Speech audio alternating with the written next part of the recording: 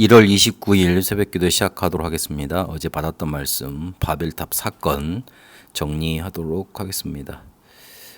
우리가 문제를 만나면 본능적으로 돌아가는 곳이 있습니다. 그것이 우리의 생존 본능, 살아남고 문제 해결하고 이 문제가 없었으면 하는, 그래서 이렇게 평안에 이르길 바라고 그리고 아무 문제 없기를 바라는 그런 생존 본능, 그곳으로 대부분 돌아가게 됩니다. 이게 우리가 생명을 가졌기 때문에 어쩔 수 없는 것들입니다. 그런데 이렇게 되게 되면 방법을 찾게 돼 있고, 방법을 완성시키려면 노력을 구하게 돼 있고, 결론은 인본주의로 결과를 맞게 됩니다. 그런데 우리가 본능적으로 하나님의 뜻을 찾게 되면 하나님의 계획을 찾게 돼 있고, 은혜를 구하게 돼 있고, 그 계획이 믿어져야 되니까요. 그러면 응답으로 결론이 나지게 돼 있습니다.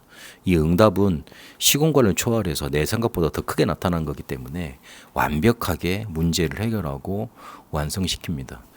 근데 문제는 이 하나님의 뜻을 찾아야 된다는 걸 알고는 있는데 본능적으로 그렇게 안 찾아진다는 데 문제가 있습니다. 그러니 이 사단이 이 우리 인간의 본능, 그 근본 문제를 건드렸다. 거기에서 창세기 3장, 6장, 11장이 나와지게 된 겁니다.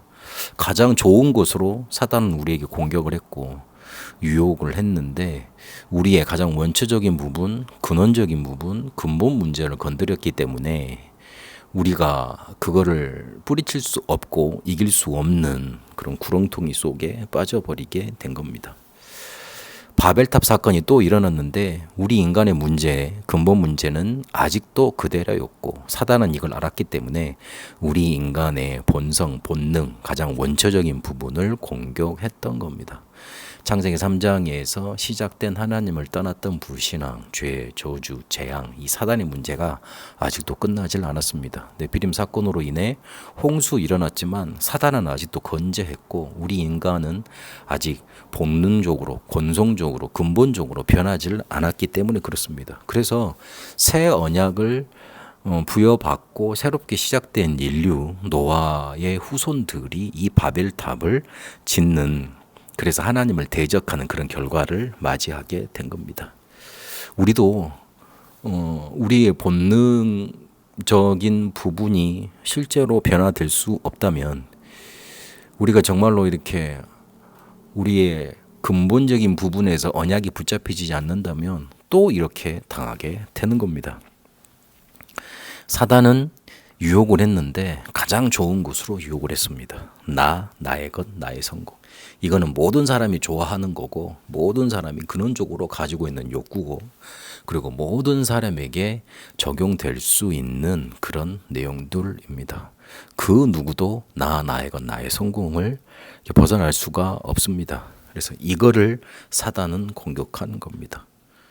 그래서 결국은 이 바벨탑 사건을 통해서 사단이 사람을 장악한 방법이 우리의 이름을 내자. 그래서 우리의 성공을 이루자. 이 부분을 공격했던 겁니다. 바벨탑을 지어서 꼭대기가 하늘에 닿자 그랬는데, 하늘은 하나님이 계신 곳이었잖아요. 하나님을 대적하는 것으로 결국은 결과를 맺게 됩니다. 그래서 하나님은 이 일을 막을 수 없을 것으로 번질 것을 예상을 하시고 심판 재앙을 또 내려야 할 수밖에 없기 때문에 흩으실 수밖에 없었던 겁니다. 우리는 우리의 본능, 근원적인 부분, 근본 문제가 해결된 하나님 자녀입니다. 우리가 복음을 받고 오순절 마가다락방에 일어났던 그 성령의 역사로 인해서 바벨탑 사건이 한 번 이렇게 회복이 되었다고, 그때만큼만 회복이 되었다고 우리가 확인했잖아요. 그렇게 복음을 받고 하나님의 자녀가 되고 이 복음을 체험하고 우리의 이 근원적인 부분이 변화된 그런 사람들인데, 우리가 만약에 이 남은 자, 순례자, 정복자임을 항상 기억하지 못하면 또 옛날 본능적으로 찾았던 그 생존의 방법, 인본주의로 돌아갈 수밖에 없습니다. 그러면 사단에 또 먹잇감이 되고 마는 겁니다. 그래서 이거를 항상 기억하기 위해서, 항상 이거를 붙잡기 위해서 세 가지 집중 속으로 들어가야 됩니다. 아침에는 힘을 얻고 낮에는 모든 것을 기도로 바꾸어서 우리의 눈 바꿔야 됩니다. 그리고 밤에는 말씀 속에서 답을 찾아내는 그런 결단과 확인이 필요합니다. 이 세 가지 집중이 특별히 어디 가서 어떤 시간을 특별히 따로 내서 하는 것으로 설명되지 않았습니다. 그냥 내 있는 현장에서 내 가진 시간을 가지고 얽매이지 않고 나에게 가장 알맞는 것 가지고 집중하는 겁니다. 그런데 그 내용이 일곱 망대 여정 이정표라고 했습니다. 왜 그렇게 기도해야 되느냐? 왜 그런 내용을 가지고 기도해야 되느냐? 문제 해결을 위해서 기도하면 다시 생존 본능으로 돌아갑니다. 내가 살아야겠다. 그래서 이거 문제를 해결해야 되겠다. 그쪽으로 다시 돌아가게 돼 있습니다. 그러면 그 기도는 결국 창세기 3장, 6장, 11장의 기도가 돼버리고 맙니다. 창세기 3장, 6장, 11장의 기도는 사단이 역사할 수밖에 없는 기도 아닙니까? 그래서 일곱 망대 여정 이정표를 가지고 기도하면 어느 순간에 보면 문제가 해결되어 있고 문제가 문제되지 않는 힘이 응답이 우리 속에 임하게 되어 있습니다. 그래서 예수님이 주신 일곱 망대 여정 이정표 가지고 그거 가지고 기도하라는 겁니다. 한마디로 말을 맺자면 우리가 문제 닥쳤을 때, 위기 왔을 때, 갈등 왔을 때 0.1초도 생각 안 나고 본능적으로 딱 언약, 복음, 하나님의 계획 붙잡혀지면 복음 내가 제대로 누리고 있는 겁니다. 내가 이걸 해결해 봐야지 마음에 드는 순간 틈이 생깁니다. 그때 사단은 놓치지 않고 파고들게 되어 있습니다. 사단이 우리 인생 속에 그렇게 계속 파고들어 온다고 생각을 해보세요. 근데 끔찍한 일인 겁니다. 눈에 보인다면 정말 무시무시할 겁니다. 그런데 이게 몰라서 그렇지 우리가 계속 당하고 있는 겁니다. 그래서 우리의 본성, 근원적인 부분 완전히 하나님께서 바꿔놓으셨는데 요게 우리 실상을, 우리 인생을, 우리의 삶을 장악하지 못하도록 우리는 777 기도로 계속 들어가야 되는 겁니다. 그렇게 세 가지 집중으로 계속 인도받아야 되는 겁니다.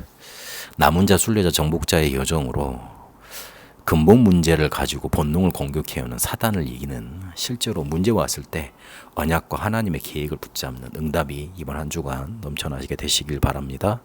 하나님, 우리가 문제 앞에서 복음, 언약, 하나님의 뜻 선택하게 하옵소서. 근본적인 부분을 공격하는 이 사단의 공격에 넘어서서 정복하고 하나님이 원하시는 여정 가게 하옵소서. 남은 자, 순례자, 정복자로 일곱 망대 여정 이정표 이 내용 가지고 어떤 것도 문제되지 않는 응답의 여정 가게 하옵소서. 살아계신 우리 주 예수 그리스도 이름으로 기도합니다. 아멘. 개인 기도로 인도받도록 하겠습니다.